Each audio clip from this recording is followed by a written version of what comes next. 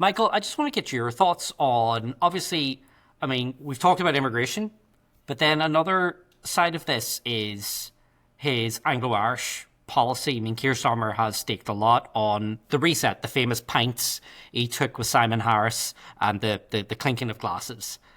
I mean, do you think that there is any risk that maybe some of these domestic concerns could impact on the wider reset he wants with Dublin? Very little risk. I think Keir Starmer wants to have good relations with Dublin, and Dublin wants to have good relations with London, and they're ready to put behind them the antagonism that grew over the Brexit years and all of that. So I think he's in a good place there. But I must say, the bit where they need the reset is Labour Party policy in Northern Ireland, as we've seen the Labour Party go from probably back in the day leaning towards nationalism and having to restrain people like Kevin McNamara in the past and appoint more middle-of-the-road people like Paul Murphy and even Mo Molan would have been seen to have been sort of leaning towards the national side of the argument here.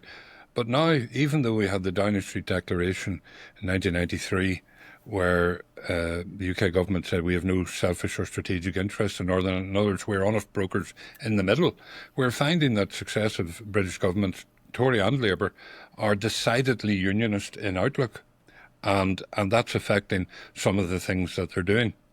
Now, on the good side, Labour in Northern Ireland have, I mean, for example, they rescued the shipyard, or Harland and Wolff, although I'd love to see the detail of that deal because it's kind of hidden. But then they didn't come up with the goodies for Casement Park, and I find that increasingly secretaries of state of whatever colour, they come to Northern Ireland and they suspend their own judgment and they take on the briefing from the Northern Ireland office, and they are indistinguishable from each other in what they do. And there's no difference between Labour and the Tories.